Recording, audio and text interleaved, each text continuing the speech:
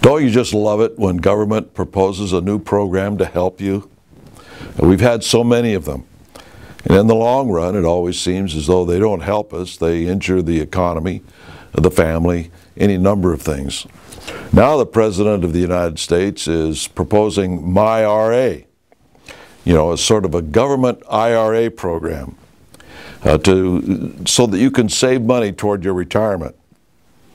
Well, it seemed to me we had another president that offered that same solution back in the 1930s. It was called Social Security. And that was what it was supposed to be, that you were going to put money aside for your retirement. Then all of a sudden the Supreme Court ruled that, wait a minute, this is not an investment program. You have no entitlement to this money. Actually, it is a tax. Oh yes, there's a contract from the government that will pay you something in the end when you retire at a specific age, etc. But even then, they cheat on it because they don't give you the true percentage of increase each year that's based on inflation. So one of the reasons, just one of the reasons, that the government fudges on what the real inflation rate is so they don't have to hike Social Security. So instead now they're going to come out, Social Security doesn't work obviously, they've got a new program, myRA. If the President of the United States gets up in promotion of this and says, you can keep your IRA, just like he said you can keep your doctor, well, maybe you better worry a little bit. And the other thing is, if he says you can keep your banker, you've really got to worry. At any rate, this is just another one of these schemes that it ultimately will lead to the confiscation of the wealth of the American people. For instance, there was a Forbes magazine article that was posted on the International Monetary Fund laying the groundwork for global wealth confiscation. And let me just read you the first paragraph of this. It says, the International Monetary Fund quickly dropped a bomb in its October Fiscal Monitor report titled Taxing Times. The report paints a dire picture for advanced economies with high debts that fail to aggressively, quote, mobilize domestic revenue, unquote. It goes on to build a case for drastic measures and recommends a series of escalating income and consumption tax increases culminating in the direct confiscation of assets. Can anybody spell Cyprus? You recall what they did there, where they just one day just arbitrarily confiscated the certain percentage of everybody's wealth that was in the banks. However, it was deposited in the banks. Well, certain people had prior notice, like Russians and those, they got their money out of town before the government confiscated it. Well, now they're talking about confiscating these accounts all over the world, not just Cyprus. They call it bail-in. And they have all these fancy words for simply confiscating your wealth. And so I wouldn't want, for instance, to invest in myRA, controlled by the government of the United States, because I would probably find out that the Supreme Court would make the same kind of decision that it did with Social Security, and they might even do it without any decision from the Supreme Court and just confiscate it one way or the other, partially or entirely. Can't trust these people.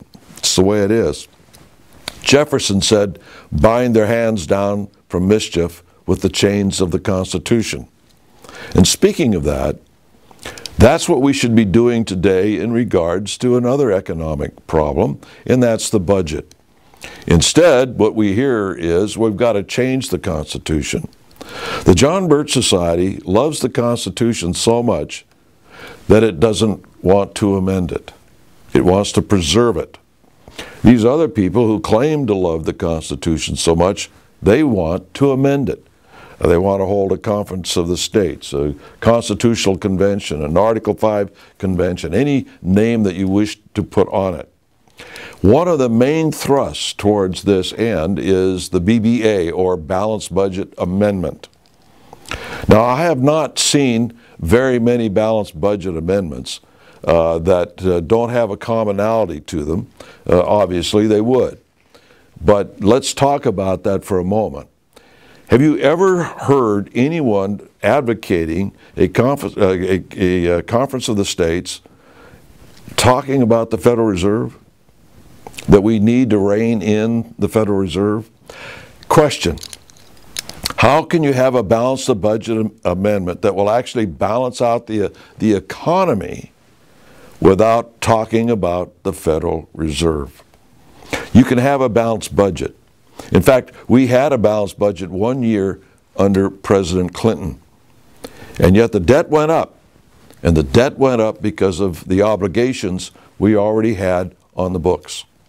You can have a balanced budget. You can have a balanced budget amendment. But the obligations we already have will unbalance the amount of money coming in versus the amount of money going out.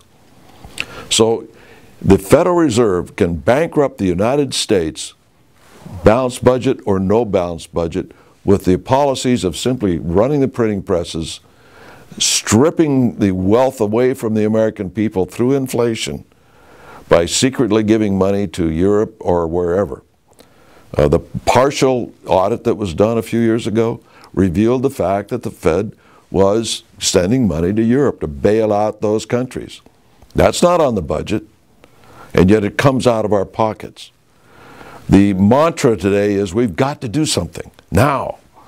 Well, almost every one of these balanced budget amendments delay it into the future.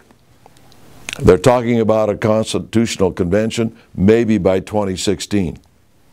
Then on top of that, the balanced budget proposals delay implementation of a balanced budget and the amendment anywhere from 4 to 5 years after it's ratified. Does that make sense? If the problem is now with the hockey stick of indebtedness and leading us towards bankruptcy?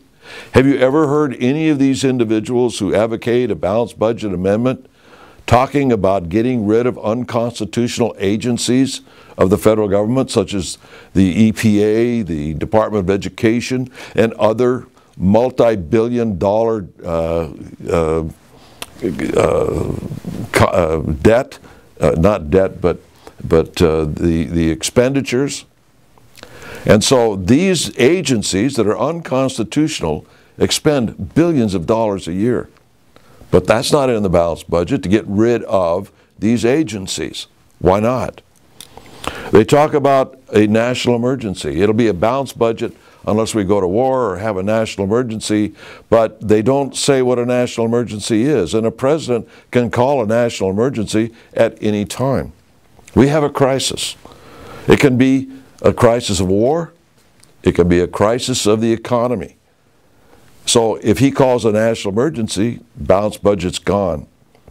So these are some of the things that you have to take into account if you really mean business. We can get rid of these agencies. We can adhere to the Constitution of the United States and balance the budget. Why don't we? Why don't we hear from these people that they have to adhere to the Constitution as it's written now? That somehow we have to change the Constitution. It's inadequate. It's weak. It's flawed. It's not flawed. What's flawed is the politicians who implement it, because they're not adhering to it. And the people must force their politicians to adhere to the Constitution, or they won't adhere to any new amendments either. And finally, you cannot balance the budget and have a balanced budget amendment or change the Constitution in any way, for better or worse, without taking into account the treaties, pacts, agreements, and partnerships, the foreign entanglements, in other words, that our government is involved in. You just can't do it. And so you have to look at that aspect of it too. They don't talk about that. In fact, in some cases, they're for all these foreign entanglements and for amending the Constitution through a constitutional convention.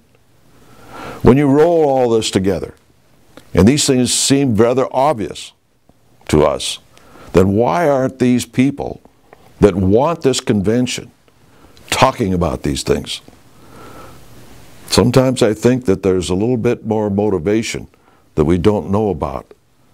And I'd sure like to be able to pick their brains, as they say, to find out what it is. Until next week, we'll see you then.